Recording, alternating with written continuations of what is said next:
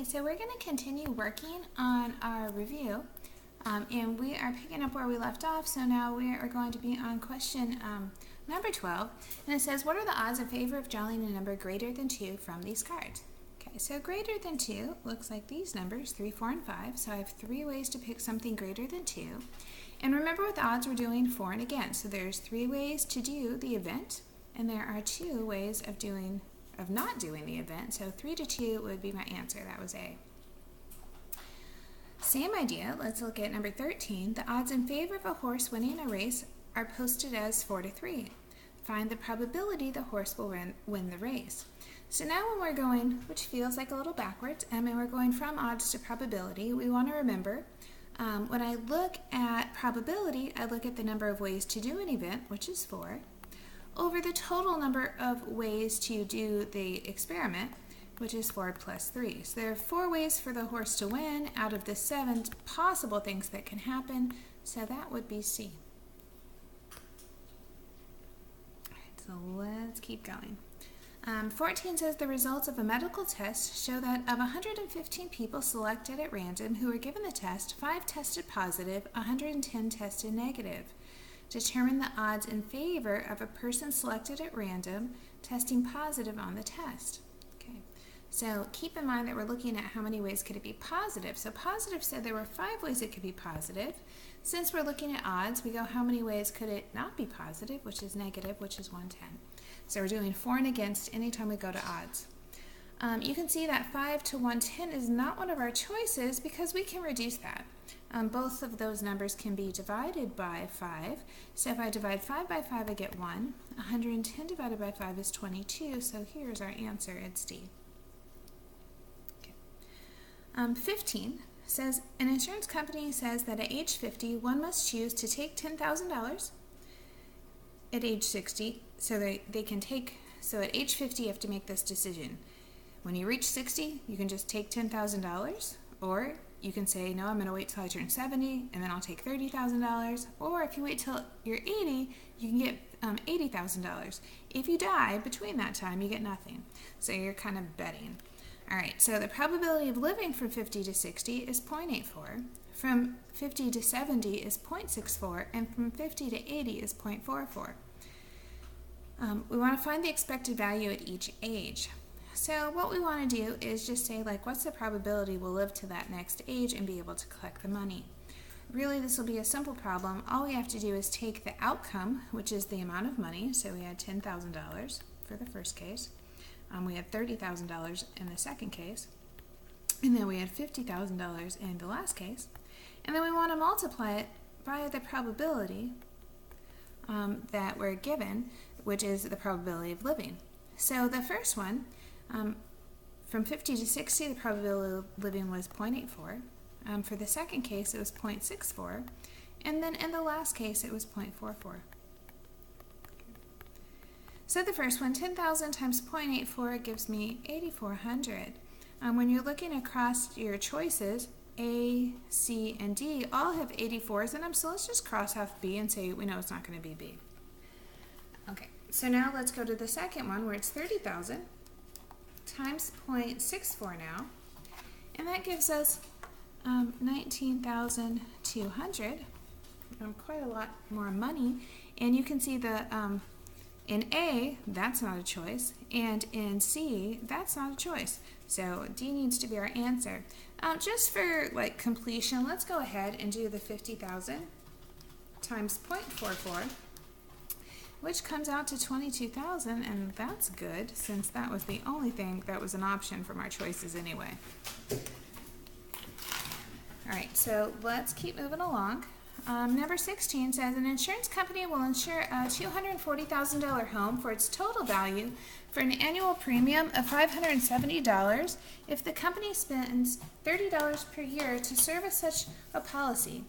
The probability of total loss for such a home in a given year is 0.001, and you assume either total loss or no loss will occur. What's the company's expected value? So we are the company, and we're looking at how much money are we going to make. So you have 2 things that can happen. There could be a loss, or they could be no loss, but those are the only things we're looking at for this insurance policy to keep it kind of simple. So if there were a loss, the company would spend $240,000. They would have received the premium of $570 from the homeowner, but they would have spent $30 on like paperwork and stuff. The probability that that would happen would be 0.001. The other thing that can happen is they have no loss, so that's a 0. But they do get the $570, and they still spend $30 for whatever. The probability that this is going to happen is really high. It's 1 minus 0.001. So there's only two choices. They lose or they don't. Okay. So the first one, if I put that all together, negative $240,000 plus 570 minus 30, this is negative 239,460, and we're going to say times 0.001. And then over here, this is 540, and then 1 minus 0.001 is 0.999. Okay. So I'm going to put all of that into my my calculator, same thing. So negative 239,460 times 0.001 plus 540 times 0.999, and it says that's $300. So that's a $300 gain that the insurance company expects to make per policy. So this is how insurance makes sense, that if you insure a bunch of policies, overall you make money, even if you have to make a payment once in a while. All right, 17 says a sports shop sold tennis rackets in 2 different weights, 3 types of strings, and 4 grip sizes. How many different rackets can they sell? All right, so this is a counting principle problem. It has nothing to do with permutations or combinations. So it says, well, there's 2 choices of weights, 3 choices of strings, and 4 choices for grips. 2 times 3 times 4, that gives me 24 different rackets they can make. 18 says a saleswoman packed 3 jackets and 5 skirts. With 1 jacket, she could wear all 5 skirts. With another jacket, she could wear 4 skirts, and with the third, she could only wear 3. How many different combinations did she have? So you have to kind of look at the fact that they took care of all the jackets. There were only 3 jackets. So with the first jacket, she could wear all 5 skirts. With the second jacket, sorry about my handwriting there, she could wear 4. And with the third jacket, she could only wear 3.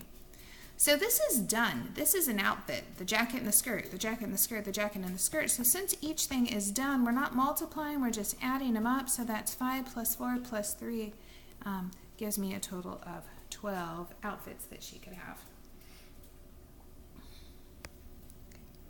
19, a local department store sold carpets in 4 sizes. Each carpet came in 3 qualities. One size of carpet came in 7 colors.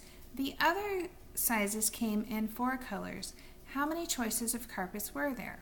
Okay, so notice here that we start with there's 4 sizes, but one of them had this restriction. So let's kind of go, okay, so this one does this and the other 3, because 1 and 3 makes 4. So each carpet came in 3 qualities. So I can say there's a 3 here and a 3 here.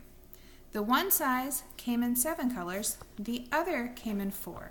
So this way you're keeping track of what are my choices. So in the first part, 1 times 3 times 7 is 21.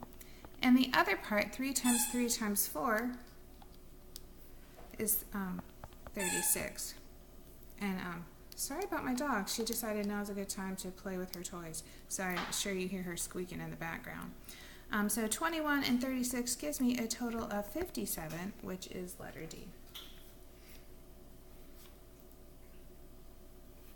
Okay. 20 says if the probability of A is 0.5 and the probability of B is 0.4, it says the probability of A or B is 0.7, find probability of A and B. So definitely you can notice if I add the 5 and the 4, 0.5 plus 0.4, that gives me 0.9. That should seem weird because A or B was 0.7, except we know we can just subtract that, and that tells me what they have in common is 0.2. So don't overthink that one. That should be an easy one.